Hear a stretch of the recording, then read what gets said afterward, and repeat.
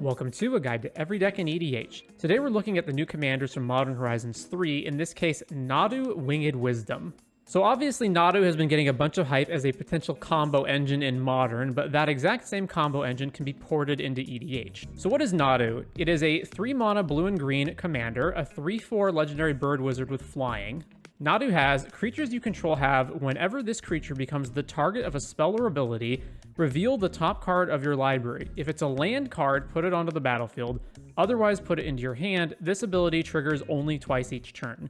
So basically, the trigger has the condition of being targeted, but the actual result of the trigger is the same thing as Risen Reef, but the land enters untapped. And it's also obviously limited by only being able to trigger twice each turn.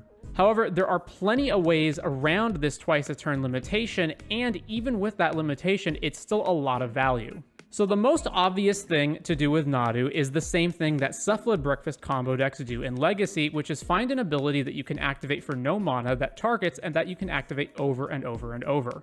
In this case, the primary combo piece is going to be Shuko, an equipment that equips for 0. So with Shuko and Nadu in play, you can target Nadu and any other creature you have over and over and over with Shuko. It should also be noted that even if Nadu is literally your only creature and Shuko is equipped to it, you can still activate Shuko targeting Nadu even though it's equipped already. Some additional benefits to Shuko is that because it's only 1 mana, you can fetch it off of Urza's Saga. Apart from Shuko, Lightning Greaves is also in the deck, which similarly has an equip for 0 ability and has additional uses by giving your creatures protection. So from there, you can just keep targeting Nadu and other creatures you control to continuously draw more cards, and put lands that you draw directly onto the battlefield untapped. So as long as you can continuously deploy new creatures or use a combo that generates new creatures, you can keep targeting those creatures with Shuko or Lightning Greaves or anything else that targets, and eventually draw your whole deck, at which point you can just win with Thassa's Oracle. The main combo piece is going to be Springheart Nantuko, yet another new card from Modern Horizons, and to sum up the abilities, it basically is landfall. Whenever you have a land enter, you can create a 1/1 insect. So basically, you trigger Nadu, draw. If that card is a land, you can put the land onto the battlefield, at which point Springheart Nantuko will trigger, creating an insect. And that insect is yet another new creature that can be targeted by Shuko or any other targeting outlet to generate 2 more triggers off of Nadu.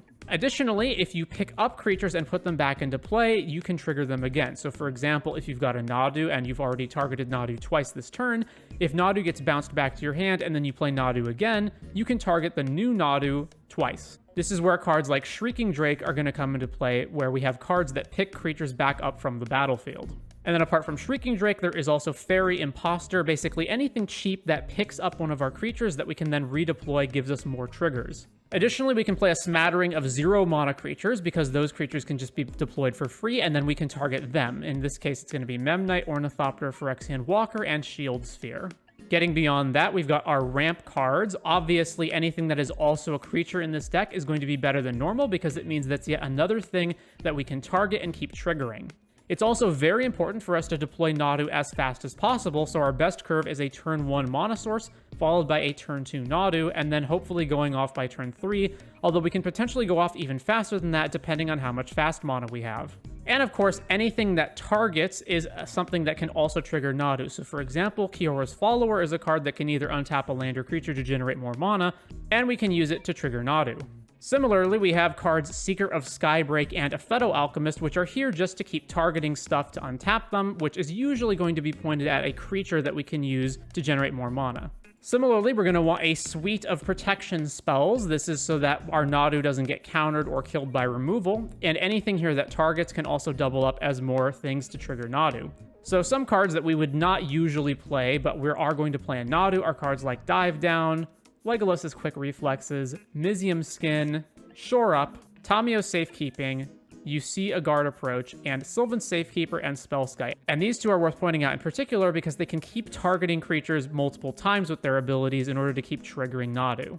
There are additional green spells in the same vein as Tamio's Safekeeping and Dive Down that you could play. I've opted not to play them and play the blue spells instead, mainly because the blue spells pitch to Force of Will, but there are also downsides to them being blue, such as that they get hit by the red blasts. Additionally, I am not playing green pitch spells in this list like Force of Vigor, but if you were going to play that, it would be a better reason to play the green spells over the blue spells. Aside from that, we obviously have our blue counter spells because, again, we need to protect Nadu and our combo and interact with our opponent.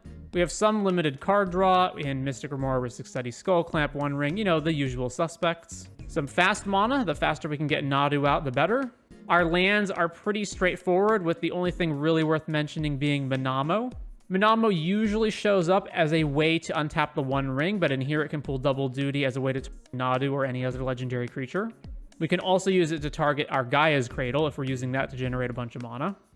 A little bit of removal. Again, things that can target our own stuff are better off than they normally would be. Things like Chain of Vapor and Kenrith's Transformation.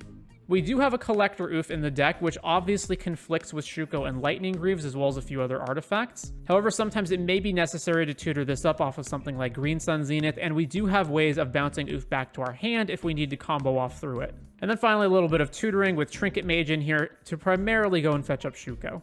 And with all that said, that is going to be Nadu Winged Wisdom for EDH.